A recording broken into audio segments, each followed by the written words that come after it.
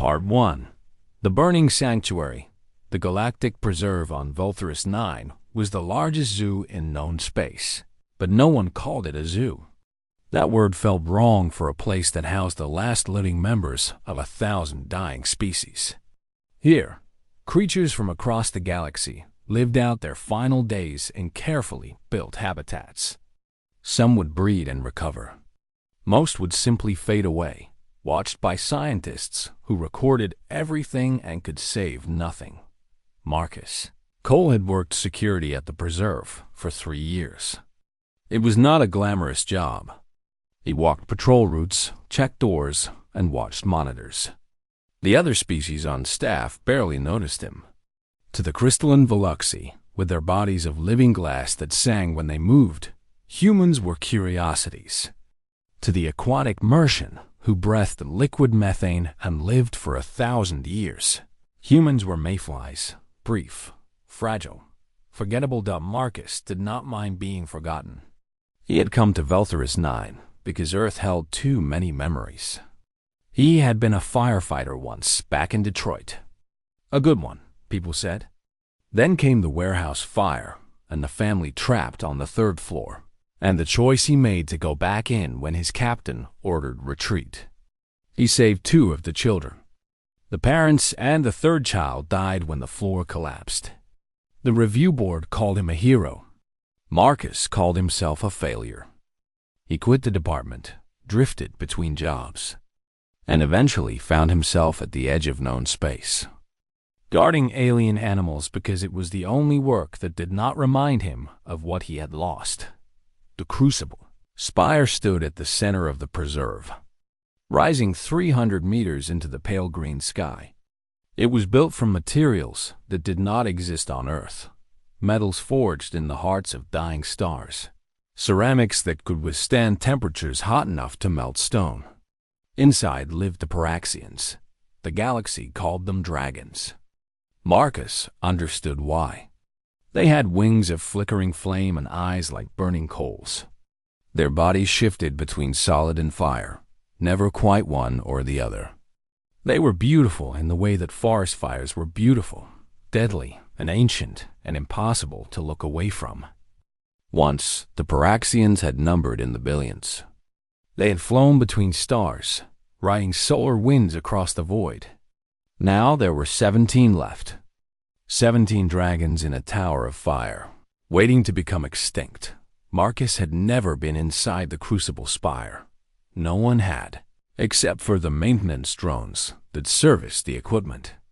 The interior temperature averaged 2,000 degrees Celsius.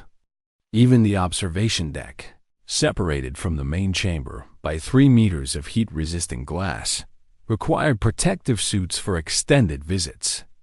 Marcus sometimes stood there on his breaks, watching the Paraxians move through their artificial sun. He did not know why he found them so fascinating. Perhaps it was because they were fire given form, and fire had always felt like home to him. The alarm came at 14:37 station time. Marcus was on the observation deck when the first warning lights began to flash. The containment systems that kept the Crucible Spire stable had failed. Something in the power grid had overloaded, sending a cascade of errors through the habitat's controls.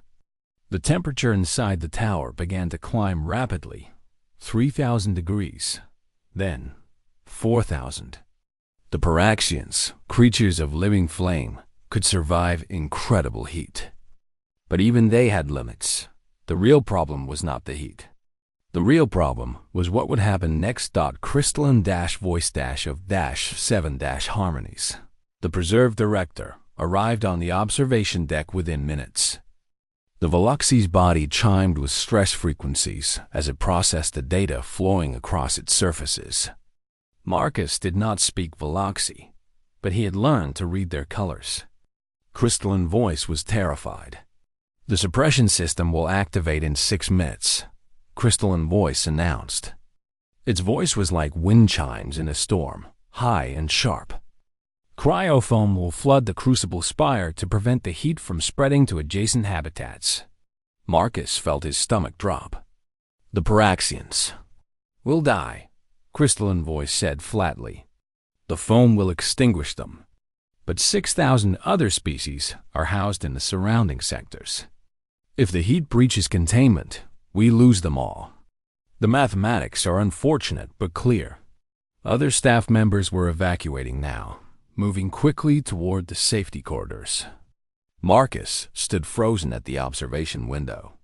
Inside the tower, through glass that was beginning to warp from the heat, he could see the Paraxians clustering together. The adults had gathered in a protective circle, their flames merging into a single brilliant light. They knew what was coming. They were preparing to die with dignity. Then Marcus saw it. A small shape, separated from the others. A Paraxian juvenile, barely larger than a dog, trapped beneath a collapsed piece of scaffolding. The metal framework had partially melted around it, pinning it to the floor. The little dragon was crying out, its flames flickering with distress, but the adults could not reach it. The temperature between them had grown too intense, even for creatures of fire. Marcus grabbed his communicator. Director, there's a juvenile trapped on the lower level. We need to send in a rescue team. Crystalline voice did not even look at the window. Impossible. The interior temperature would kill any known species within seconds. There is no protective equipment rated for such conditions. There has to be something we can do. There is nothing. The Veluxi's colors shifted to the cold blue of resignation. I am sorry, human. We cannot save them. Please evacuate to the safety corridor with the other staff. Marcus stared at the trapped juvenile. It had stopped crying out now. Its flames were growing dimmer, flickering like a candle in the wind.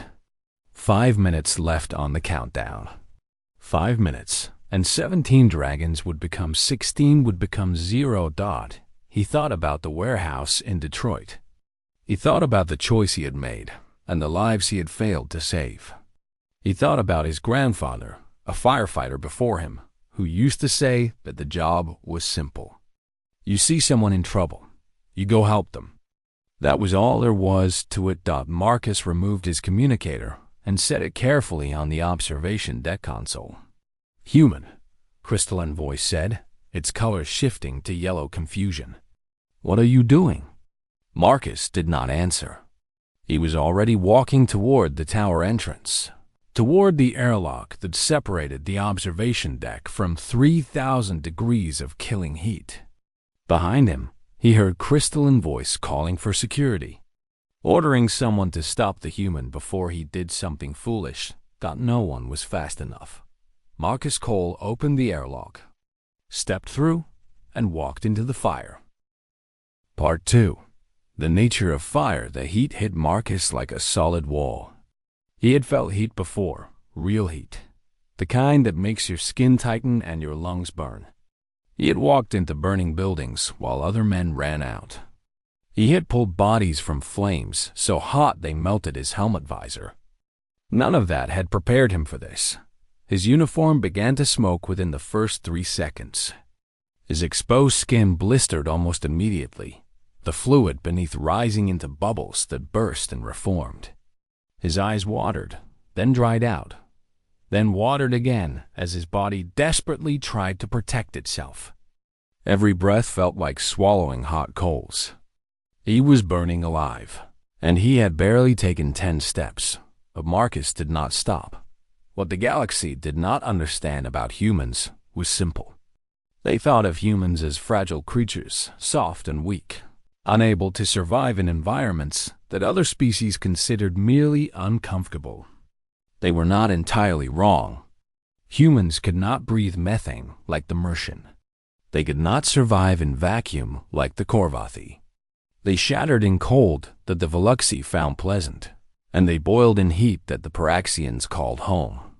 But humans had something else, something that no other species in the known galaxy possessed. Humans had grown up with fire for over 1 million years. Since before they were truly human, the ancestors of Marcus Cole had lived alongside flame. They had learned to create it, to control it, to use it for warmth and cooking and protection. Fire had shaped human evolution in ways that scientists were still discovering. Humans could tolerate temperatures that killed other mammals. They could sweat to cool their bodies, an ability so rare in the galaxy that many species found it disgusting. They could survive fevers that would fry the brains of most intelligent beings. More than that, humans understood fire. They knew its moods, its patterns, its secrets. They knew that smoke rose and cool air sank.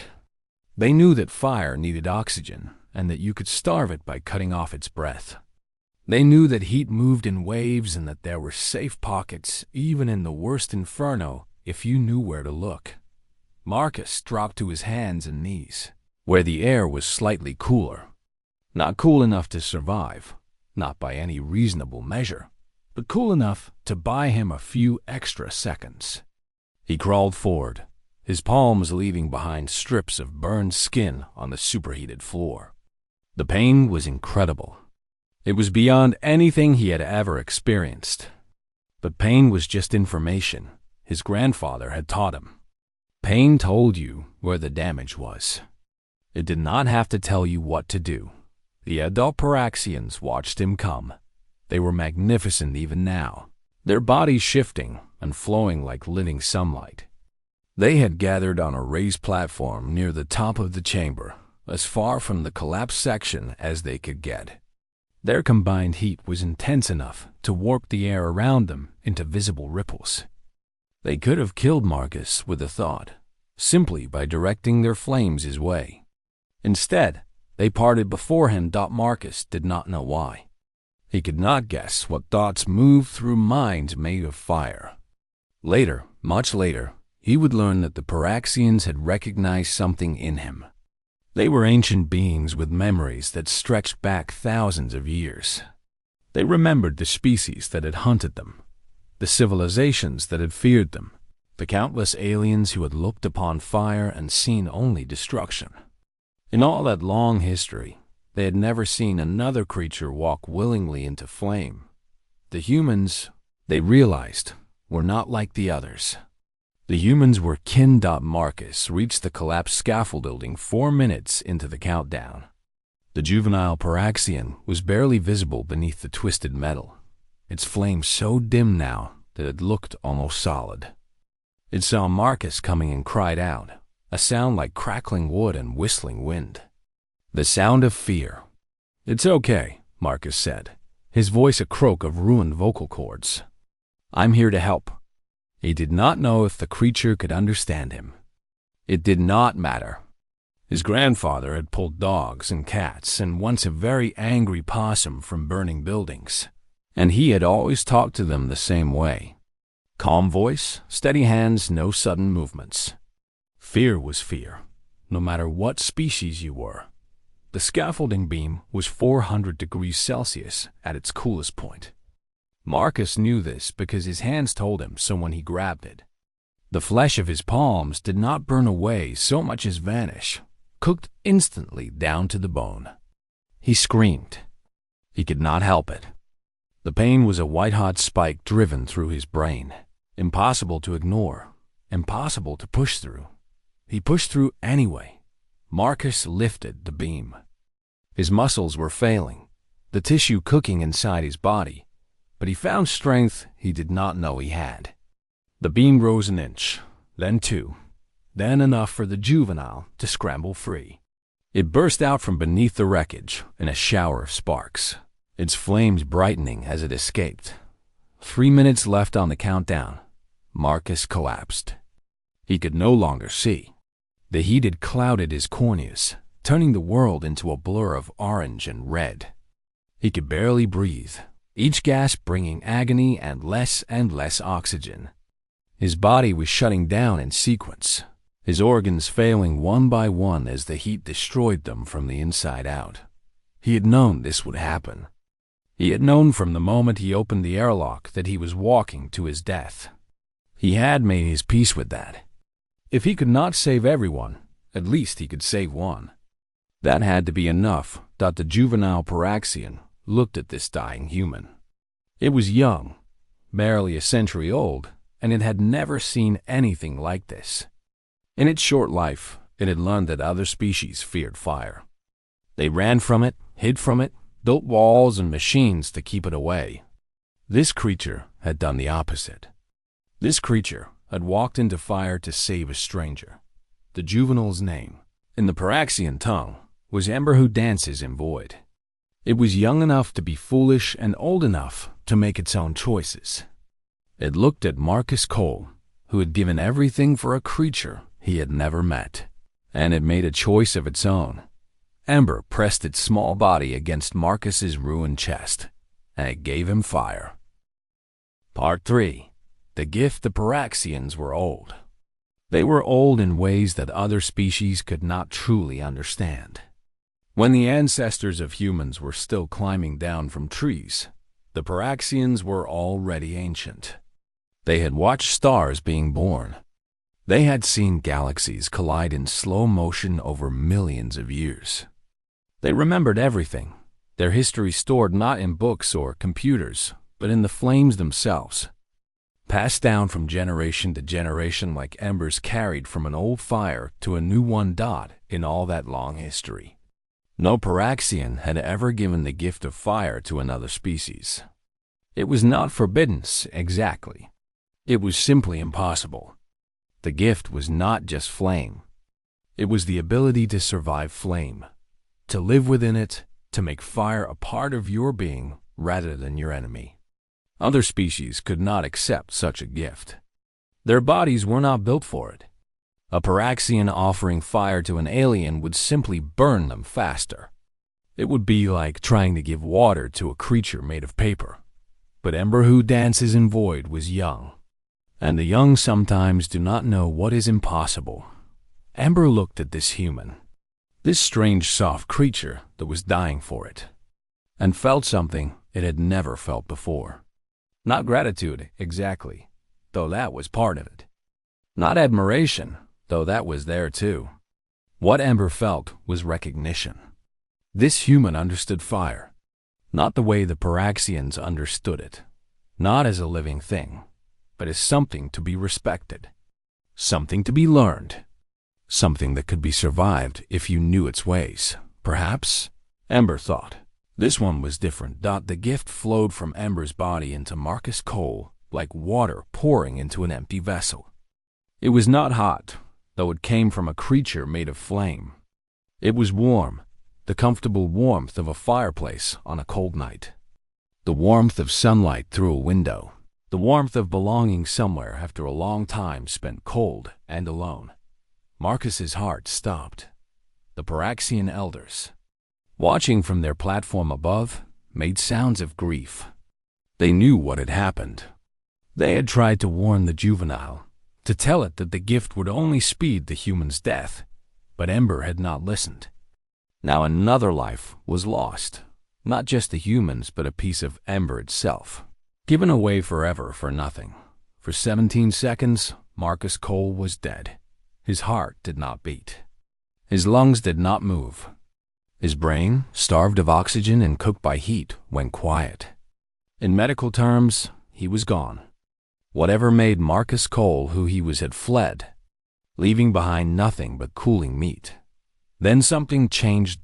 Deep inside Marcus's cells, in the tiny furnaces where life converted food into energy, something new began to burn. The gift of fire had found a home after all. Not in Marcus's mind or his muscles or his blood, but in the very chemistry of his existence. Humans, it turned out, were already creatures of flame. Every cell in their bodies ran on controlled combustion, burning oxygen and sugar to create the energy of life. They were not as different from the Paraxians as everyone had assumed. Ember had not given fire to Marcus Cole. Ember had simply shown Marcus's body how to burn hotter, how to burn better, how to burn in ways that healed instead of destroyed. Marcus's heart began to beat again. At first, the rhythm was slow and weak, barely a flutter. Then it grew stronger, faster. The damaged tissue of his heart began to repair itself, new cells growing where the old ones had died. His lungs, scarred and ruined by superheated air, started to heal.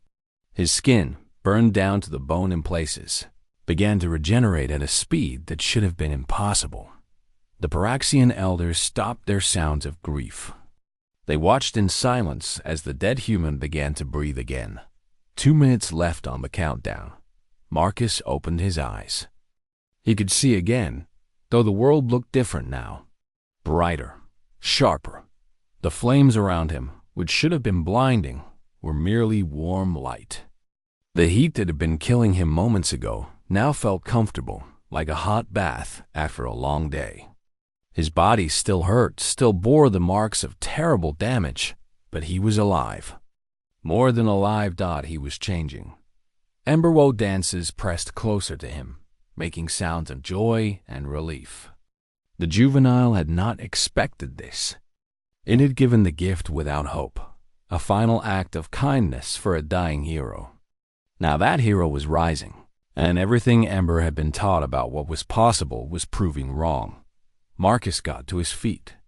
It should have been impossible.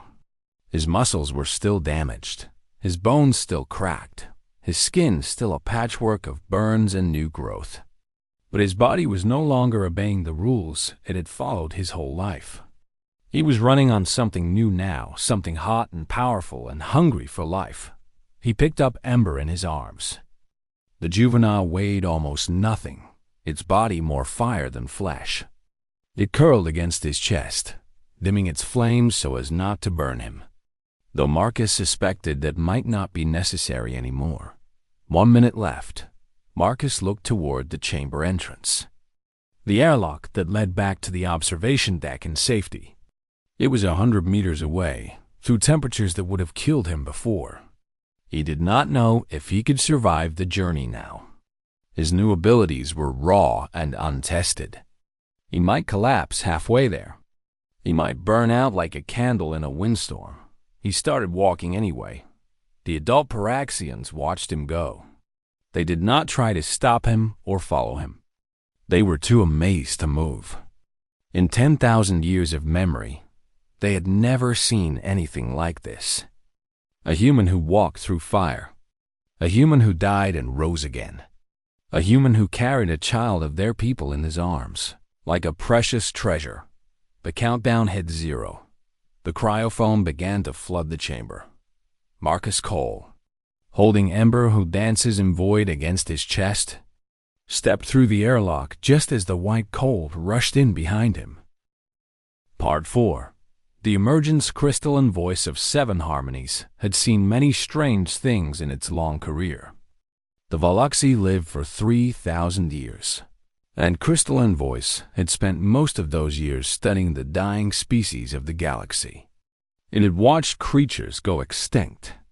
It had seen miracles of survival against impossible odds.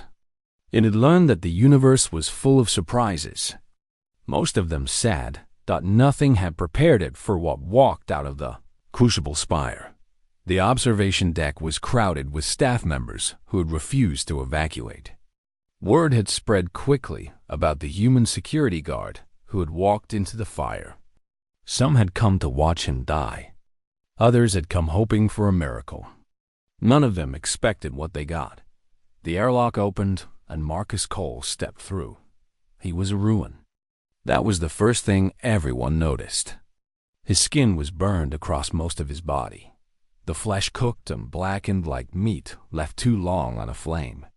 His hands were skeletal claws, most of the muscle and tissue seared away. His uniform had been reduced to scraps of smoking cloth. By every measure of biology and medicine known to the galaxy, he should have been dead 3 times over. He was not dead. He was walking. And in his arms, pressed against his burned chest like a sleeping child, was the Paraxian juvenile he had gone in to save. The crowd parted before him in stunned silence. "Medical," Marcus croaked. His voice was barely a whisper, his vocal cords damaged by the heat. "She needs to be checked. Make sure she's okay." He placed Ember who dances carefully on a medical stretcher that someone had brought. The juvenile whimpered at being separated from him, its flames flickering with distress. Marcus patted its head gently, leaving behind a print of burned bone on its fiery surface. "You'll be fine," he told it. "I'll be right here." Then his legs gave out, and he collapsed. The medical team rushed forward. They were a mixed group, Veluxi and Mercian, and a few humans from the preserve staff.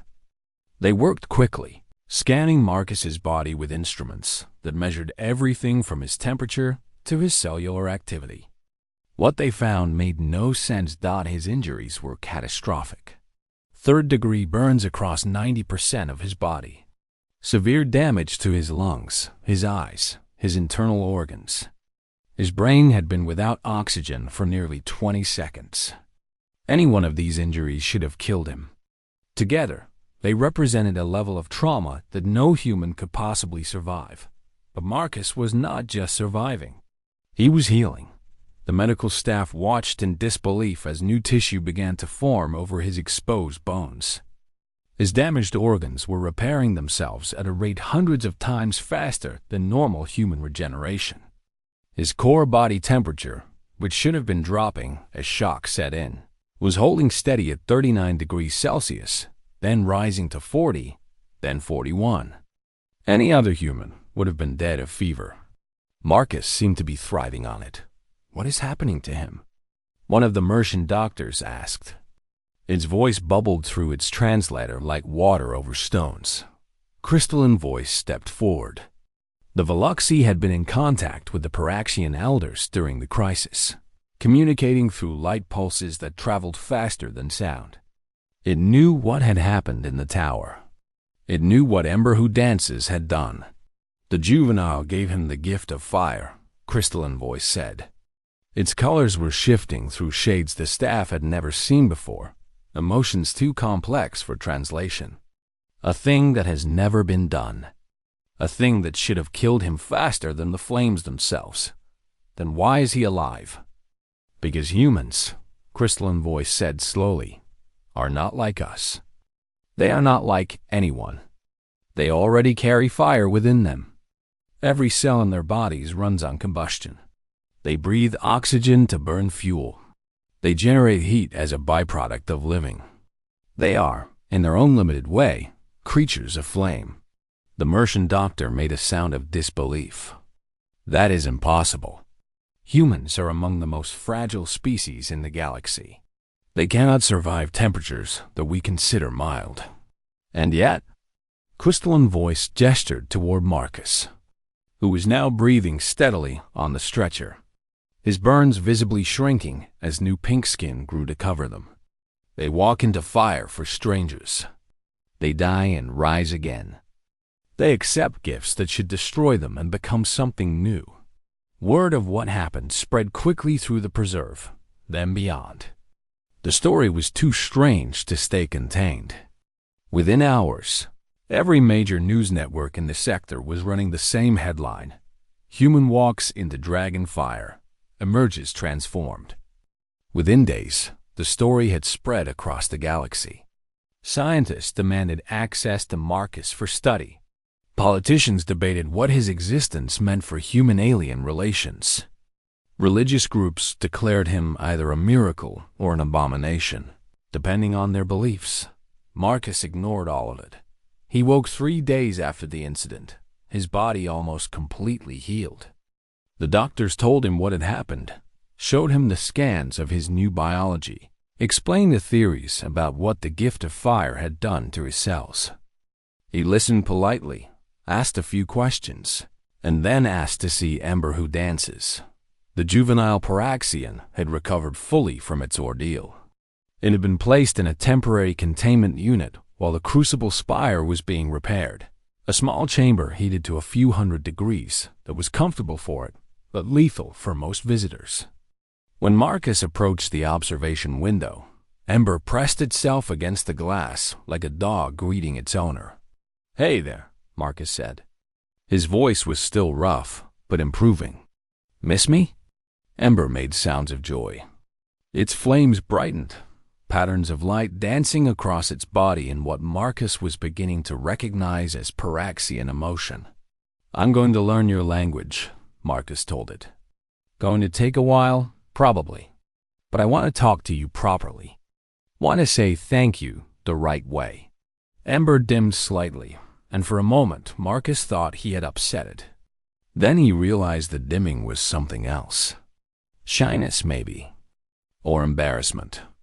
As if the juvenile was saying that no thanks were necessary. "You saved my life," Marcus said. "I went in there expecting to die. You brought me back. That's worth a thank you, at least." Ember's flames flickered in a pattern that Marcus could not read yet. But he thought, somehow, that it meant something like, "You saved me first." Behind Marcus, crystalline voice of 7 harmonies stood watching. The Veluxy had come to deliver official news, but it found itself hesitating. There was something about this moment. This human and this Paraxian separated by glass and united by something deeper that felt important. Sacred, almost. The Veluxy did not believe in sacred things, but it was beginning to wonder if it should. The galaxy had just changed. Crystalline voice was certain of that. It was not certain yet whether the change would be for better or worse, but watching Marcus Cole smile at a dragon made of fire, it felt something it had not felt in a very long time. Hope. Part 5. The new compact 6 months passed. The Crucible Spire was rebuilt, stronger and safer than before.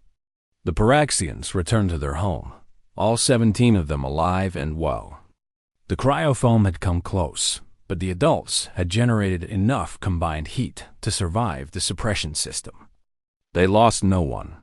For a species that had been dying slowly for 10,000 years, it felt like a miracle. Marcus Cole became famous, though he did not want to be. News crews from 100 worlds requested interviews.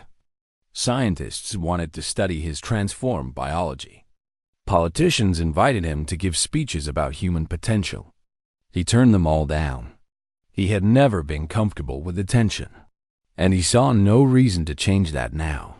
What he did accept was the job offer from the Paraxians. Crystalline voice had delivered the news personally.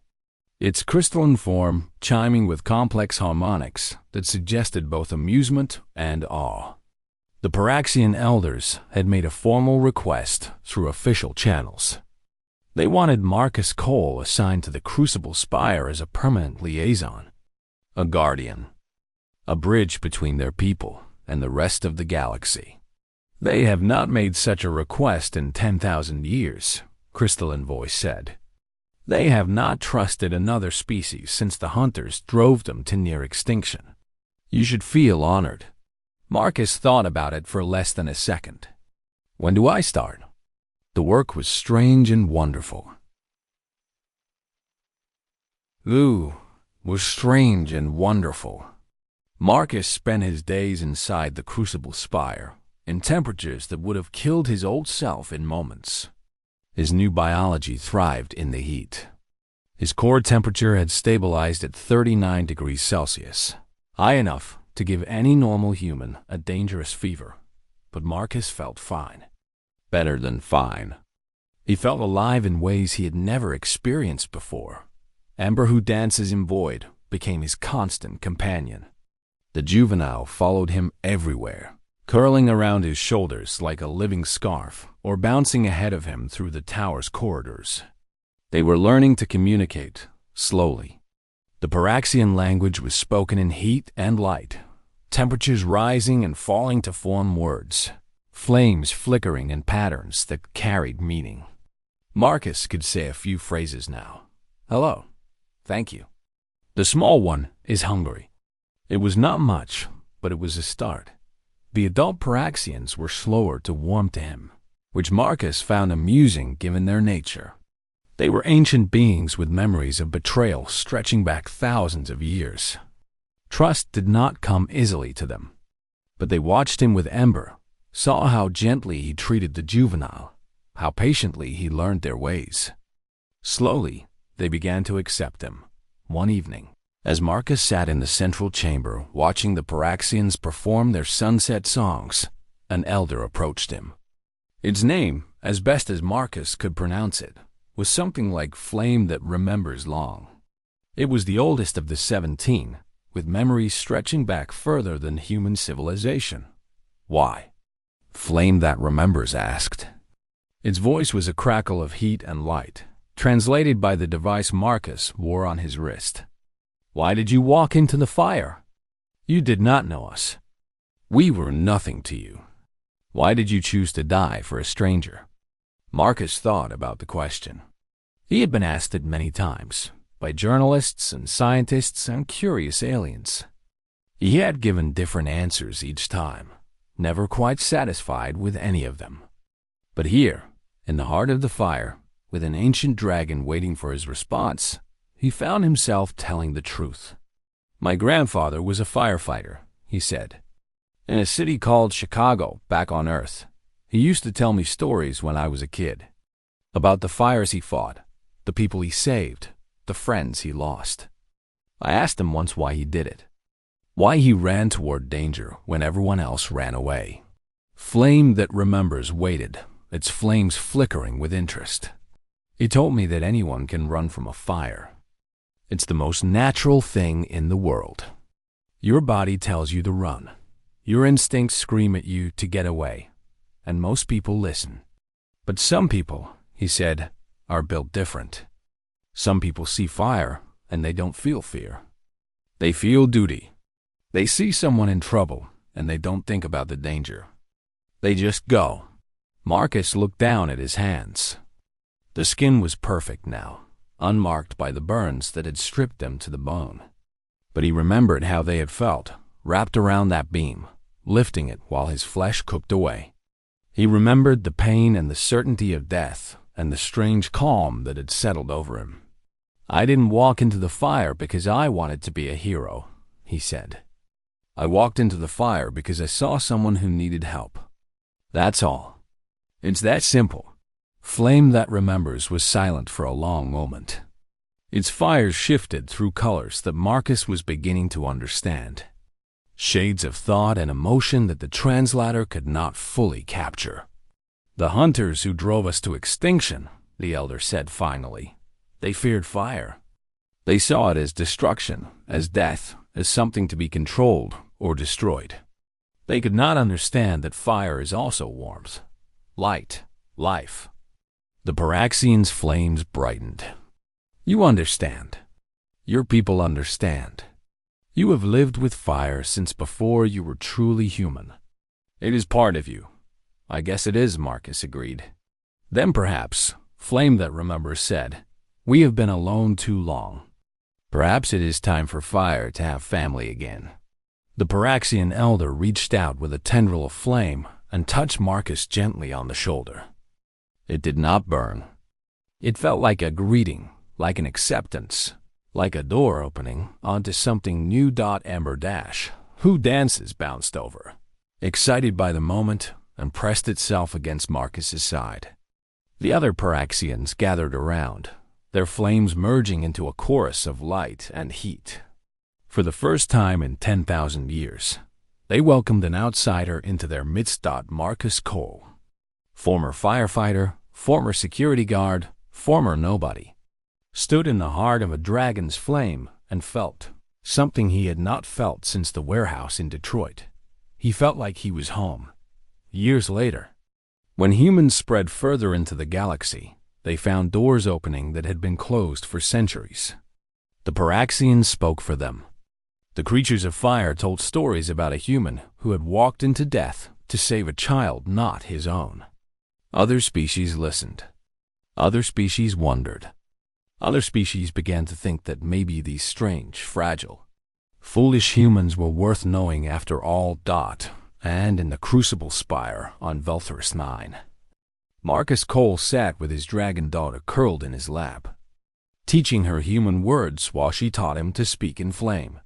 Outside, the stars burned cold and distant. Inside, the fire burned warm and bright. The humans had arrived, and they had brought fire with them.